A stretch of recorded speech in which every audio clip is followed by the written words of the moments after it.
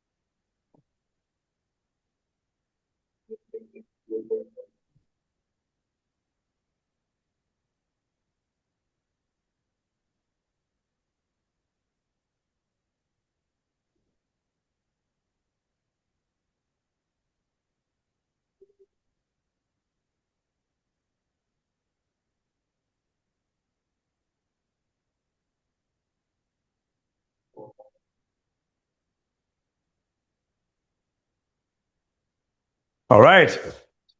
So that is the short Tai Chi, adaptive Tai Chi form I developed, and which the same movement you can do the seated, you can do a standing, you can do the wheelchair, and you can do a walking. So if you're doing the wheelchair and there is a way to incorporate the wheelchair's movements into a Tai Chi flow. So that is the feature about the program. All right. So the idea of the sitting modality is not really about sitting. It's really about how can you make any body condition and becoming the platform of engaging. So probably some of you, when you're looking at it, watching me to do it, you probably don't even think about, oh, that's a seated. It's not standing, right? It actually changed the perceptions about the body condition. It's all flow. And, Tai Chi movement is categorized as the flow with grace and gentle movement. Each circle tend to have the idea of yield and redirect. So it's a very, very purposeful. So to make those body flow all together with a structured ideas, you have to use the mind. Mind means that mind, like carrying the baby from the beginning to the end. You have to all the way. So that's why Tai Chi movement has such a powerful effect on cultivating a calming but awareing mind. And so that is the general idea. Okay, I'd like to introduce you to a few movements. Let's do together. And the first move I want to share with you is called the cloudy hands. In other words, moving your hands like a cloud. So there is a way to say Tai Chi. It's like a moving clouds and flowing stream. So those are the things defines the Tai Chi Chuan movement. All right. So, and if you are okay, let's all using seated position. So idea is that when you sit, you feel your body like a mountain. The mountain has that kind of inspirational force to the when the people looking at it. It's not because mountain is not mobile, right? Mountains stay there and does not have a kind of mobility, but it's the energy. Because of sitting, it creates sense of uprising energy. So does the human body sit. So if you sit there like this, there's no energy. Let's just sit there. But if you sit there like a mountain, you keep using the sitting forces to lift your upper body up. So then your body become filled with spirit, right? So that is the Tai Chi idea. So sit like a mountain. So relax your shoulders, keep your heads upright, and always imagine you get a bowl of delicious soup on top of your head. Okay, we're going to drink it afterwards. Each of your shoulder, there is a glasses of drinks, your favorite drinks, right? It's one price for two happy hour drinks. All right, so you want to leave there. So keep your shoulder flat, relaxed, and body uprising, but gently open. Look straight forward. So that is the way to transforming the physical body into the spiritual body. Mind become the body, body become the mind. All right. So let's begin with your left hands. Bring your left hands up. I'm doing mirror image, so that'll be easier. So the hands points at your 9 o'clock, right? 9 o'clock. So now let your hands drop, flowing down slowly, very simple. Points at 6 o'clock. And then continue move, your body turn, 45-degree turn to your right. So you point at 3 o'clock. Then make another circle, points at 12 o'clock. So when the hand points at 12 o'clock, your elbow is gently bent. It's not like this. It's open, bigger than 90 degrees. All right, and then continue finishing up the circle and back to 9 o'clock.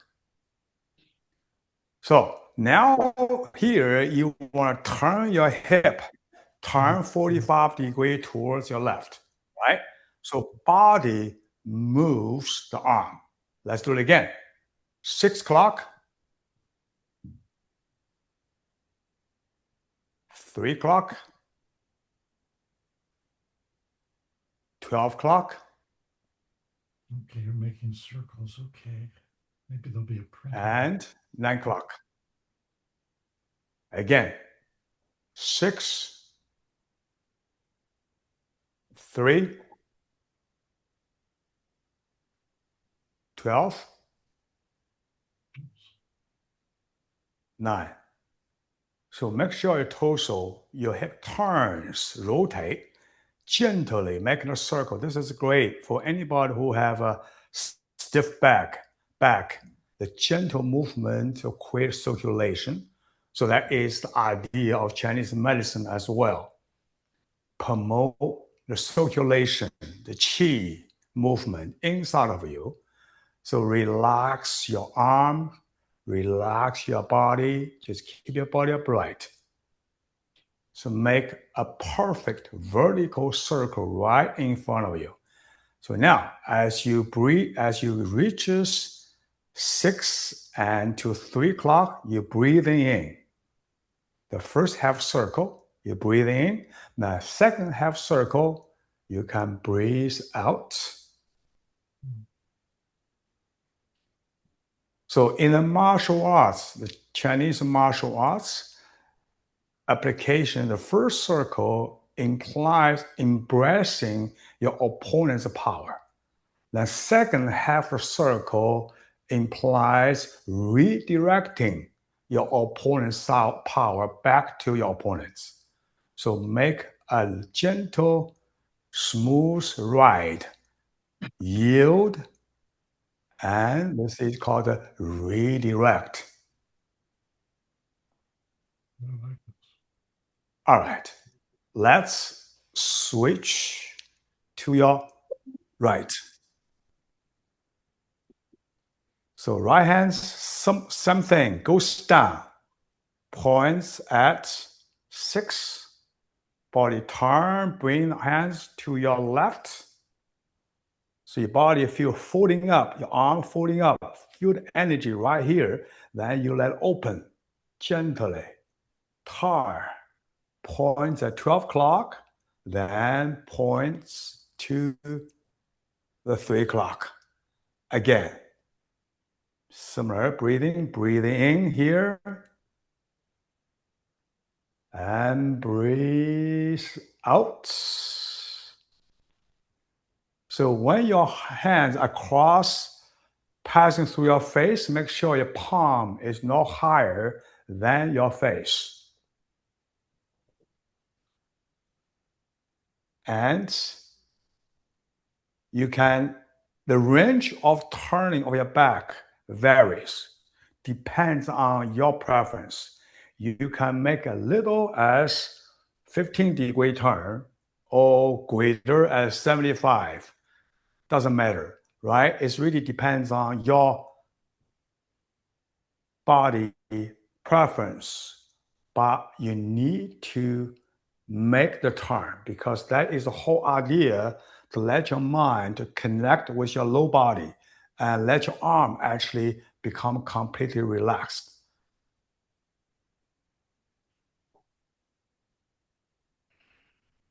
Breathe out.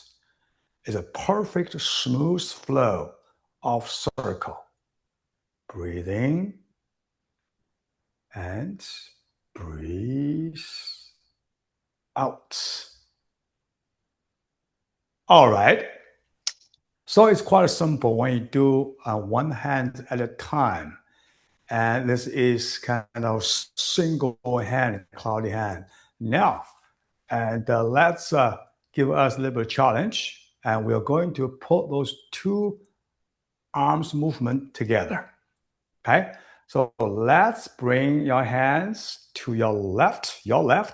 Okay. So the hand arm behind front hand is longer, right? So you cross and all points at 9 o'clock, right? You start at 9 o'clock. So you turn your body hip here about 45 degrees towards your left. Now, your left hand goes down, points at 6 o'clock. Your right hand moving up, points at 12 o'clock. So they arrive at 12, 6 o'clock at some time. Then body turns, hands continue move, make the circle, and they meet at 3 o'clock at some time. And apart, points at 6, 12 o'clock same time, 9 o'clock same time. The same time is a key. It's a way make your mind forget everything else and focus the coordinations and synchronizations between your intention and your body movements, but also have to look very graceful, natural, no efforts, but also powerful. So the power of this circular movement is because it is gentle, flowing. And you breathe in, halfway through, you breathe out. And the key thing for this is that you gotta rotate your back, the hip, turn 45 degrees right and 45 degrees left. Breathe out. Relax your shoulders and relax your arms. Make your arms feel like a floating in the air. Your fingers completely relaxed, but your body is centered. Your eyes follow your up palm. Breathe out. Breathe in. Breathe out. Relax. If you can look at yourself and the mirror or even camera and just look at your shoulders, your body postures.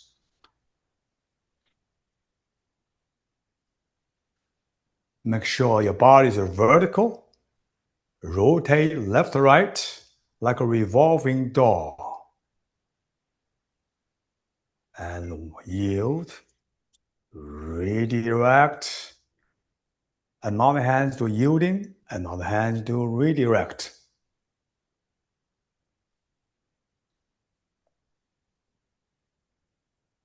All right. Let it go. So cloudy hands is one of the fundamental basic movements in the art of Tai Chi Chuan. And a lot my work with veterans and with PTSDs, all kinds of psychological distresses, and many people tell me that this particular simple movement helped them not only minimizing the back pain, but also sleeping and the blood pressure. And I heard lots of stories about how this particular movement makes them feel so relaxed. And some had sleeping problem for years. But before they sleep, they do this, and for 15 times with the music, and many of them said that helped them sleep. There are a lot of study and have demonstrated those kind of movements, especially when moving very slow, tend to help with those issues, especially sleeping. So, but you can do faster, right? You can do even slower. It depends on your plan. For example, I always say you can moving a little bit faster in the morning, right, to get you excited. Sometimes I'm intentionally moving a little bit slow, fast, and combination, you create that kind of powerful energy. And at night, and of course, you want to winding down everything, you just moving as slow as you can. The power of moving slow as you can is the mind. Your mind must moving slow first, because it's the mind able to coordinate not just your body, but also two hands movement in a specific way. So that makes this movement very, very, Very, very interesting. And similarly, so simple, but actually a lot of great ideas inside of it. So, all right. So, second movement, and I want to share with you, is called hold the sky, push the earth.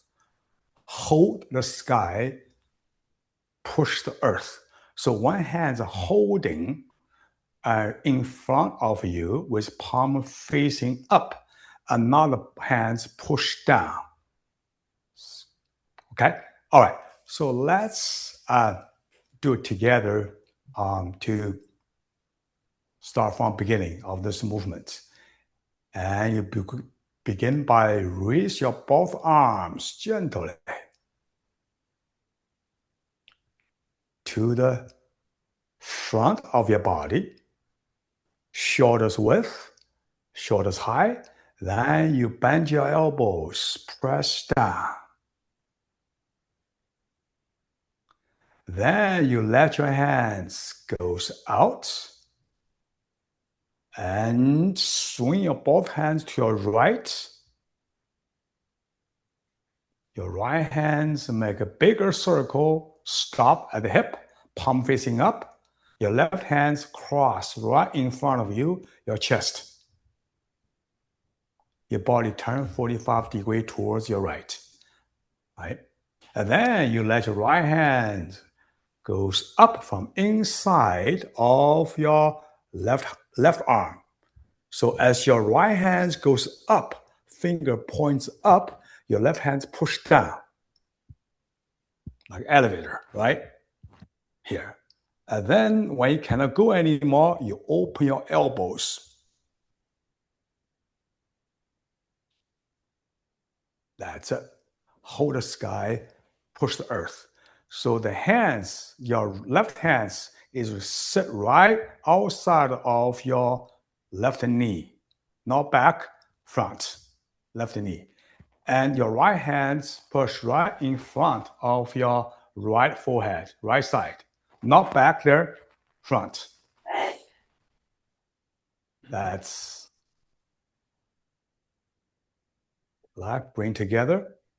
It's all make your body smooth as the surface of water. Let's do it again. Bring your palms up, moving smooth. And bend your elbow, press down. And then you let your hands go straight out. And then turn to your right. The right hands make a bigger circle. Hip. Your left hands across like a block something. Something come at you. Stop, right? And then this hand shoot straight up. Right hands from inside of your left. Your body facing straight. Together, together, together, together, and open.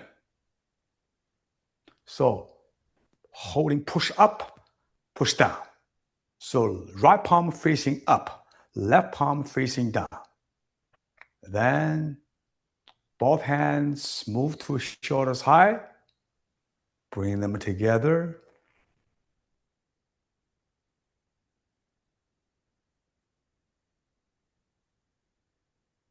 So all movement in Tai Chi, if you look at them individually, they are very simple. You don't need to go to Olympic training camps to do this, right? You know, it's very simple. But the challenge is put them together and make them smooth as ice skating. That is a challenge because in order to make your body movements moving slowly, gently, circularly, but smoothly, your mind must become that state first. So that is the challenge. All right, let's do it again. Hold the sky, push the earth, bring your hands up, let flow. And then bring the hands to the front. Bend your elbows, press down. Then moving straight forward, and turn to your right. And the right hand make a bigger circle through the hip and shoot straight up from inside of your left arm. And open. And close. Bring to the front. Press down again. Let's do it again. This time I will focus on breathing. So you inhale and slow breathing and exhale. And inhale goes out to your front and to the right. And exhale as your hand shooting up, push down. And inhale, bring your hands to the front. Exhale as you gently let it go.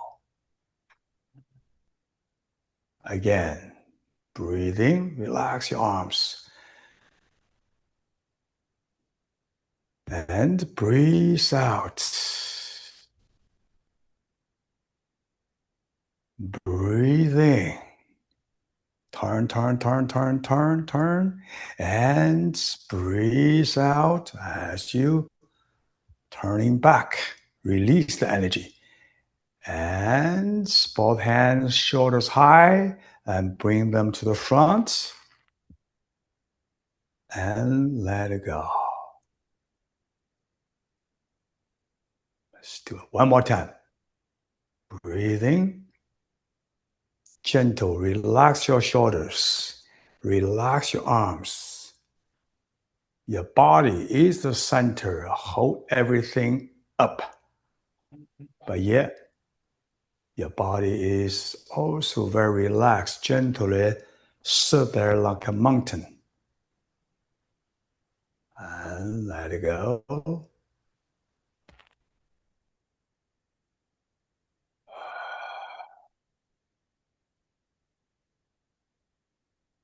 And meanwhile, you need to keep your bowl soup there and don't lose any of your happy hour drinks, right? And the shoulders, means the shoulder has to be flat. It's only moving here, not there. It's challenge, and that is why this movement is so powerful in basically reshaping the way we embody ourselves, right? Embodiment is a big, big concept, anthropology, and we oftentimes embody stress, right? Stress and everything there. So everything starts from here. So it's difficult to let it go, And so the whole idea of the practice is to learn how to move in here, but not here. There's just follow. Let your mind connect with the center of your body, which in Chinese medicine, and there is a term for it, right? And called dantian, the burner places. Is said this is the center of all the energies and began to cultivate it. It's one of the three burners. And one's here, another's here, another's here. So it's all straight line. So center lines are very important. So that is why I think the practices by focusing on your center and create a center, not just the body, but also the mind. So I don't know how you feel, and is that something that helpful? And if you have any questions, want to have a little discussion, or we can. What do you think, Tim? I think, can you show us one more movement and then we could do a Q&A? All right, one more movement. Okay, now let's do a powerful one. Okay, powerful one, and it's called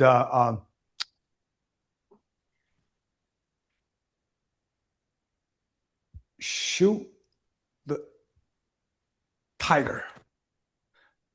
So in Tai Chi movement, there is a movement is shoot the tiger, right? Shoot tiger. And oftentimes I call it catch the tiger, right? Catch the tiger. So this movement is about let your hands become arrow, right? Even though, let me show you first. So this is the movement, right? Now you feel I'm punching, but actually no power. It's really let your body twist, let your hands go. Right? So that is the thing. It's let your hands go without tightening things up. So it's like an arrow, right? Your arm is like an arrow. The arrow itself has no power. The power comes from the bow, and the body is the bow. Now you can sit back, just let it go. So that is the move. All right, let's do it again. Let's do it together. So you bring your hands up, one, and then turn. Cut, like right? Open up, and here is front is bigger than the shoulders, wider, and then you pull your right hand back to the dantian. The dantian where belly button, right about below your belly button, right there. Nice fist. Don't hold your fist too tight. Relax, right? So your left hand's across your center line, palm facing up, right? So then, so your body feel winding up a little bit. So now you're gonna do is pull your left hand back, body turn gently to your left. Let your right fist flying above your left palm. Go. Straight, right in front of your nose, right?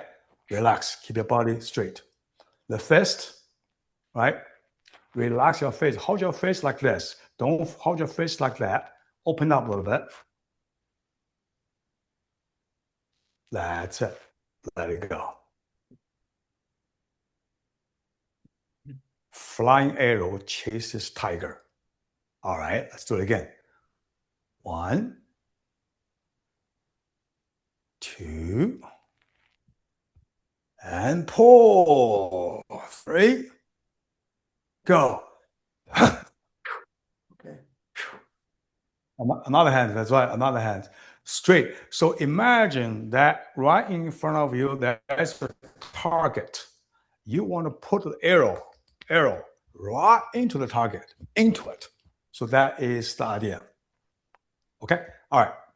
Let's do it again. Palm up, then turn palm facing up. And pull your right hand back and place it right on top of your belly button. Relax your left hand, bend your elbows right in front of you, right? And then pull, body turn, and sit back, let it go. Relax, relax. Like arrow, nothing there. And then you finish.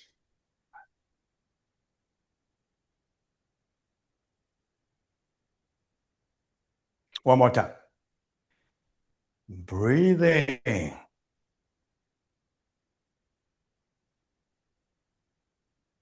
Breathe out. Breathe in. Breathe out.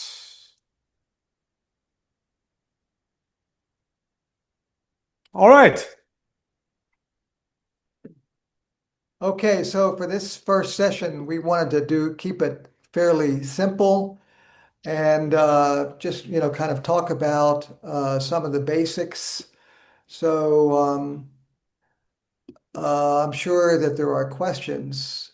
So if anybody has some questions for Zibin or wants to know a little bit more about the philosophy or things like that, now would be the time to do that. So we'll open up the floor and see if anybody has any questions, comments.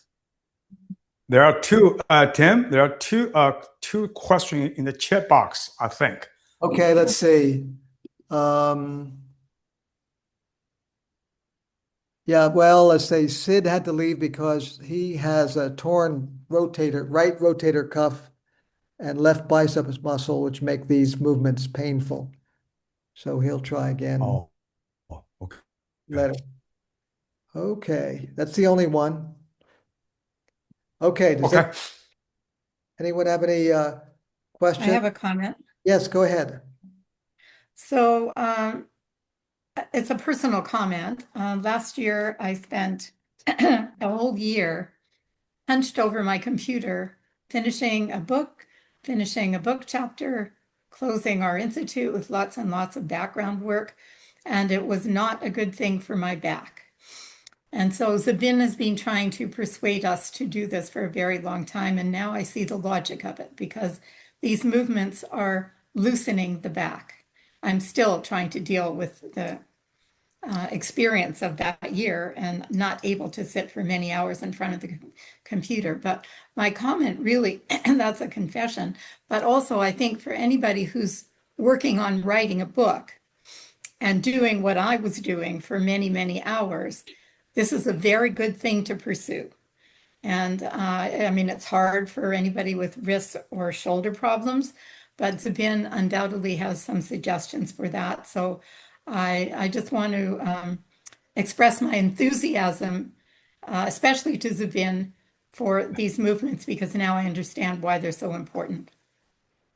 Thank you, Jay. And great point. I like to show you something. And chair, a lot of people, and regardless of our occupations, things like that, low back pain is very, very common. It's number one, right? Number one of the chronic enduring, and everybody. And the one thing about it is because it's so important. Anything we do is with this, right? With this area. So, and my experiences of working with folks with different kind of, body conditions, spinal cord injuries, and amputated, people have just simply and can't move anything without experiencing pain. So we did is suggest that to sitting in the chair like that, right? It's 90 degree of the chair. You sit there, but comfortable, so your back is still able to firmly against it, right? So to make this back of the chair becoming your back, like someone watching your back, someone hold your back, right? So therefore, when you do it, and those movements, for example, the punch, right, is very powerful, but yet, because you against the back, you give the power there. So therefore, it creates a very different dynamics of your body, how your body hold himself, and also, and moving but without causing any pain. Now, here is something interesting that through the interview with the wheelchair focus. And, because when I try to introduce them, the movement to them is that from martial arts perspective, I know that in self-defense, and there is technique, especially when women get attacked from the front, right? People often say, find a wall, somewhere, a corner, a wall. Use your body against the wall and fighting back, right? We all know that because the wall become the sources of your power. So based on that, when we do the wheelchair Tai Chi, we ask the people to against the back of a chair, which a lot of people find not only help them to control the body, but also to feel the power. So many of those participants share with us is that movement changed the perceptions about the back of chair. Because back of chair is just back of chair, right? It means that they can't stand independently. They have to rely on something. But by doing that often enough, they feel like, wow, this thing gives them power. So I thought that was a very, very interesting comment. But And back to Jay's comments, I think it'll be great. And if you have back problem or any kind of concern that because sitting too long, to find a chair like that, and after every hour or so, and just sit back there and begin to move, just freely moving, right? Turn around with the music, and imagine you're moving like a water and so like a mountain. I think that would be a good option to consider. Rena, you had a comment or question? Since we didn't have the music, or at least I didn't have the music, I was wondering what music is useful to help, regulate how quickly you do or how slowly you move, and or whatever else you focus on when you have the music or musical choices. That is a great question. Of course, everybody have a different kind of tendency and in terms of what kind of thing makes them calm. But what I have found very, very powerful is this music somehow has a natural elements. Natural elements means that the birds and water, the sound, of deep forests and morning, ocean, and because people not only enjoying, that kind of a naturalistic sound, right? Bring them to there, so make them body movement feel like they're moving in that context. But we also found through interview with a lot of people with PTSD veterans, they said that music plus this movement make the mind from a social reality to the nature ones. So I think, I like that natural music. So anything that has to do with natural elements, I think that'll be good. But also the pace, speed varies, depends on individual. Sometimes people like, a little bit of speed and give them a sense of energy, but then, and some people like just calming. So that's. I think in some of the videos you had for the Paralympics, there was almost kind of a martial music in what you were using for the Paralympians as they were being trained. Yes. And I was in Bangladesh and doing the training last year, and a group of participants, they are young, 20 some years old, and in a wheelchair. Some of them before they had accident and they practiced martial arts. And so, and when we do this, they feel like, wow, and this is, very different kind of martial arts. It's really make them perceive the inability to ability, right? So the music itself will also help them to create a kind of energy, feel like they are moving slow, but it's very, very powerful. So yes, you're absolutely right. But the music I use and many people use tend to have is kind of a similar idea, is to provide sense of a focus and sense of a flow. Okay, good. Dennis, you were next on, then there's some other questions in the chat. Yeah, Zubin, this is very fine. And when you spoke before us a month or two ago, I brought up that I was I have a Tai Chi class that I've attended, and so what you're talking about is the basic moves. But I'd like to just highlight some things to the group that may pull things together in an anthropological way. When we do exercises here in the United States, the culture is to use the machines or the dance movements and all. But the added emphasis here is which you've tried to make, is the combination of the mind and the body, and for the mind to be focused on the body movements. And so that is a major contribution in making this happen and making it be well. But I thought I would mention to the group, an anthropological theory that would pull all this together and make it very important that we as anthropologists understand. And so years ago, I started studying type 2 diabetes mellitus among Native Americans in the 1970s.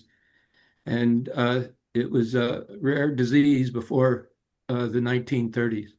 And so I was able to put together a culture history showing that the epidemic of diabetes started in about the 1930s. And so since then, I was studying diabetes and around the world, and it seems to coordinate with modernization, industrialized foods, and also sedentary lifestyles and high rates of chronic stress, those three major factors. And now that's become very common with the physicians telling people to exercise and eat well. But the theory I came up with is called chronicities of modernity. And so there's regular patterns of behavior that we in modern societies with technology, especially like Jay was saying, writing books, we're sitting in a chair all day and barely moving. That's the one of the chronicities of modernity. Our bodies are being structured by the occupations we have and the luxury of having plenty of food. And so I went ahead and proposed the chronicities of modernity theory. It's published in the Journal of Medical Anthropology Quarterly. But also I came up with the concept, which is very applicable here, is the contained body of modernity. And so everybody in this group, we've been professional people sitting at desks with computers. Our bodies are contained by the material world around us and the social and cultural things we do, the economic system. And so, Zubin, you've highlighted the various disorders, the lower back, the high blood pressure, obesity, the sitting too long leads to too much food leads to obesity. That's the chronicities of modernity. And so we now have a global pandemic of diabetes, which I published on also. But I can see that what you've done here, Zubin, is something very, very important, not just for the physical movements, but the mental movement and also the idea of chronic disease, diabetes. It's almost invisible. Yeah. So your work is very important. And I hope that what I just said helps people when they leave today to understand the importance of your work in that it is a total well-being concept. Thank you so much.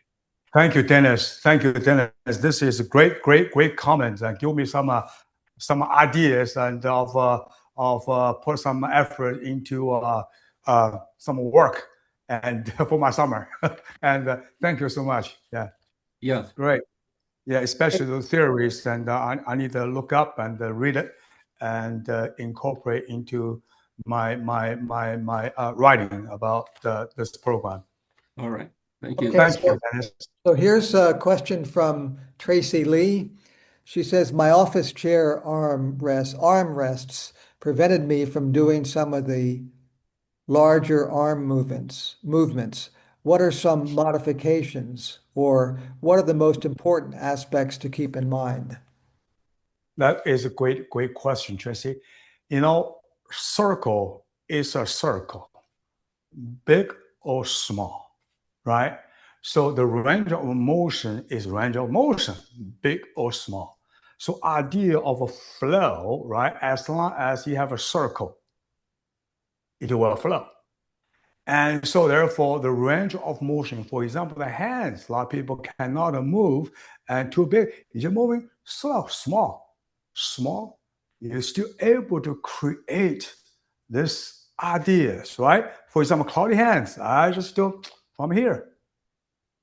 And we had also worked with many stroke patients, and one arm can move, another arm cannot move, right? So we will say that in a mirror image, just imagine that you're able to move like the instructor. And we had a lot of great story. People tell us how the arm become warm again, how they're able to feel the gentle, slow movement inside of the arms that have been frozen for some years. So that is a kind of a way, and what I see it, you don't have to move in, bigger circle like this one and hold the sky, push the earth. A lot of people have shoulder problems, so we can modify into push forward, right? So instead of going upward. So there are a lot of ways that we can modify the way how the circle goes. But the key thing is keep flow. Okay, very good. Thank you. So here's Jay had a question.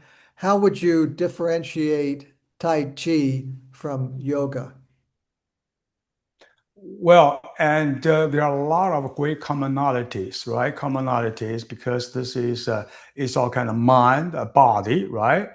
But mind body is a big concept. How you categorize the relationship, the functionality, right? And the functionality of Tai Chi movement we know is fighting. It's a martial arts, right? So each movement is a purposeful. The purposeful in terms of the martial arts idea. So now, when we do martial arts, of course, we don't really, practice so we can go fight.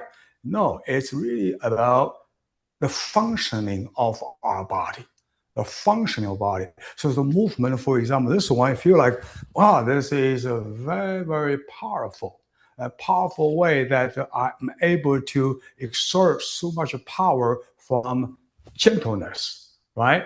So that is the general characteristics of a Tai Chi Chuan movement. They are, here we go. So they are connected, but they're connected in a very, very different way. And so Tai Chi, the hands, Tai Chi reason is gentle because you want to make your palm so relaxed. When you connect with your opponents, you know exactly where is your center of your opponents, but opponent does not know yours because your arm is just so relaxed. Nothing there. You can listen. So therefore, the gentle movement of Tai Chi has a purpose, right? So which defines the relationship between the mind and the body, which is very different from yoga practice, I think. Yeah, that's absolutely, yeah, very much so. Very different. So back to the question of music. How critical is having music to practicing Tai Chi? And the other question is, how often should you do it? Is it too much to do it 5 times a day, 10 times a day, or once a day, twice a week, every month? What do you suggest? Oh well, I mean, I'm not see myself as professional Taoist, right? And in a temple doing nothing but try to meditate and practice Tai Chi. No, I mean, I love Tai Chi because it serves me a function, show me a function, give me a break, and get myself ready, get myself all put together. And it's a moment of enjoyment and healing, but also enjoyment of understanding of life, right? So, and how often depends on your needs. I think once, twice shall be plenty, right? Plenty enough, and we all got a lot of other important things to do. And so yeah, I don't think 8 times that is too much. But once, sometimes you can do like 10 minutes, right? 10 minutes in the morning, 10 minutes at night, if you like it. Every time, a lot of veterans tell me they do it, and every time they feel the anxiety attack, right? Like they do immediately do cloudy hands if they can, and they know when they do that, it will help them. But in general, I think if you practice once a day, I think that will be sufficient. Okay. If you practice twice a day, that's even greater. but you can overdo it at the same time, right?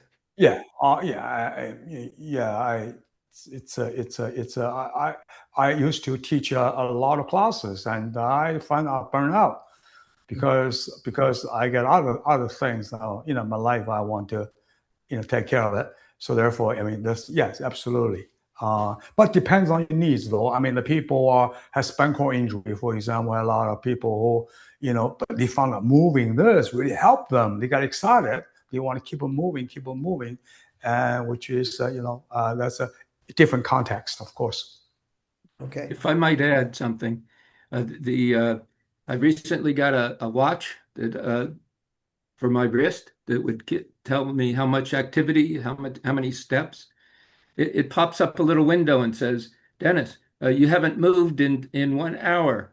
And they give me a little demonstration video of move your torso from one side to the other.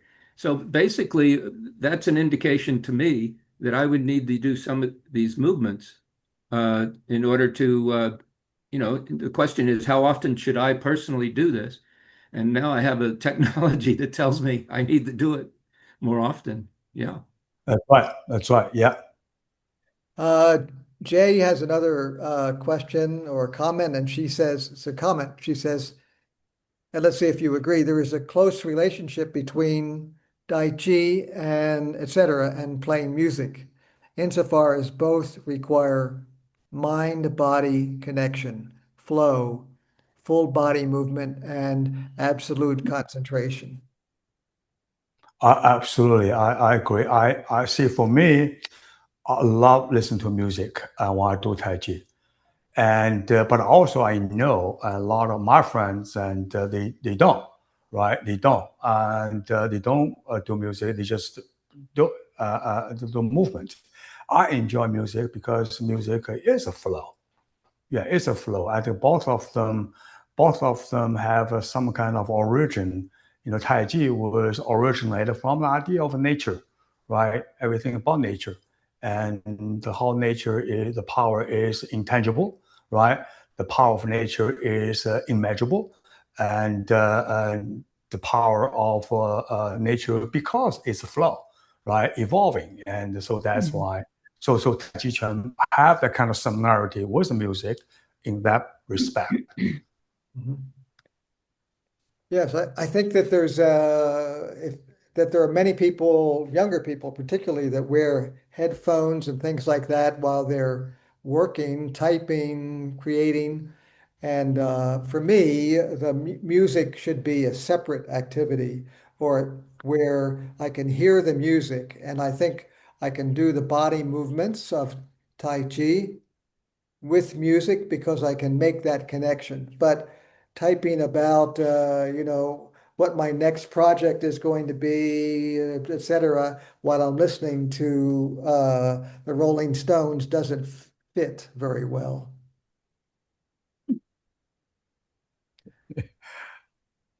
Anybody else have any comments or questions? What I would like to ask you, Zibin, what can we expect the next time when we meet again in 2 weeks? Well, we can review those movements, and I think I would really kind of and go with your wish. And if the group says, let's keep on, practice, the three movement we learned and add two more movement, I'll be happy to do it. And then we can have another discussion, or people have questions, whatever you find is something will helpful. Okay, that's good. And so, well, you and I can talk a little bit about that, preparing for the next one. I think that sounds good. Are there any things that we should be doing between now and the next 2 weeks? Well, I mean, this is the cloudy hands things. I'm hoping you will practice because those movements, you will feel the benefits when you do it every day. And when you do it every day, when you're able to let your mind become the body, here is very, very important. I grew up as a martial artist, and I appreciate the whole idea, the challenge of the mind, right? How do you really use your mind? Or how much powerful mind? I mean, this is a challenge. And because in Tai Chi Chuan movement, you really have to make your mind to become your body. So sometimes watching somebody's movement, you know exactly the state of someone's mind. Yes, right? And but vice versa. And the movement can also help to gear the mind into sync with the body movements. Good. So those things, I mean, in fact, you have to do often enough to develop that kind of ability. It's not something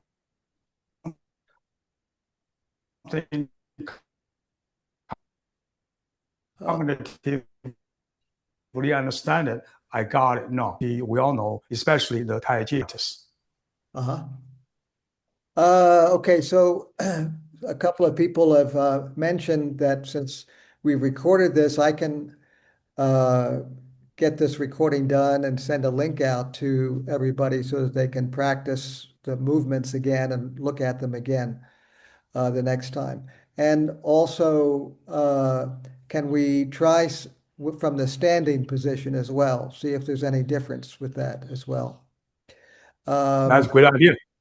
Okay, and so the last thing I'm thinking is, are there any resources, YouTube videos that you recommend or something else, people we can contact to try and find a Tai Chi group that we can work with? What do you suggest? Well, I think it'd be great if you can find a local, Tai Chi classes to join, because this is always in-person classes, always, much more and effective, powerful than the virtual ones. And of course, there are people who have different style of teaching Tai Chi, different approaches, but it's all okay. It's all normal. So I can't really have a kind of, this is the way you can read this, read that, but it's just, it's up to you. The resources are everywhere. And I think a lot of places, offering Tai Chi classes, YMCA and churches and other fitness centers. So, and just look around. And if you found that, you'd be interested, and go talk to instructor. And I think that's important, talk to them, see their philosophy of teaching, their style of teaching that suits you. Okay, are there any online resources that you recommend? Online, Go ahead. online resources. I am not really sure. I mean, there are. See, to learn Tai Chi, I really prefer people to learn from an instructor Uh-huh. rather than watching videos. And watching videos is way too challenge and to really understand. And but some people will do great. But for me, I really prefer the kind of a conversation more and approach. Okay, good. Jay, do you want to say what you said on the chat? Oh, well, I think Sabine has generally answered, but I thought I would point out that Silver Slip Sneakers is a program associated with Medicare. And I just checked it out. They have online classes and they also have in-person classes that are free for anybody that's on Medicare. So it's always a question of preference and teaching style and timing, but it's something you might like to check out. Okay. Anybody else have a question? Comment? Zibin, I have one last thing. I'm trying not to pull this out, but I have a group here that does Qigong. Is that Qigong, right? is that the same thing, or is it different, or what's the difference? That's a great question. And Qigong is different than Tai Chi. But although Tai Chi contains, all movements, all things contains breathing, right? Breathing is everything. But the purpose are different. So Qigong, Qi means energy, breathing, including the breathing. And Gong is ability.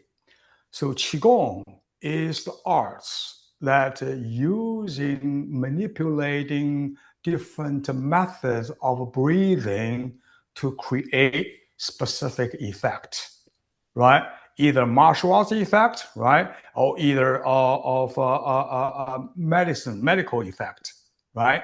Promote the qi circulating among the channels. So that is the whole idea. So therefore, qigong, although involving the physical movements, but they are simpler, the movement is really trying to reinforce the effect of breathing, of qigong. So Tai Chi also focuses on breathing. But however, because of purpose of Tai Chi movement is in martial arts, right? Yielding redirect. So therefore, the using of breathing is to enhance the effect of movement as martial arts. Okay. That helps very much. That is the difference. Okay.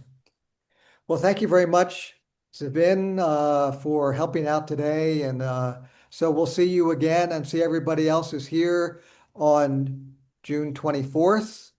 I hope it'll be the same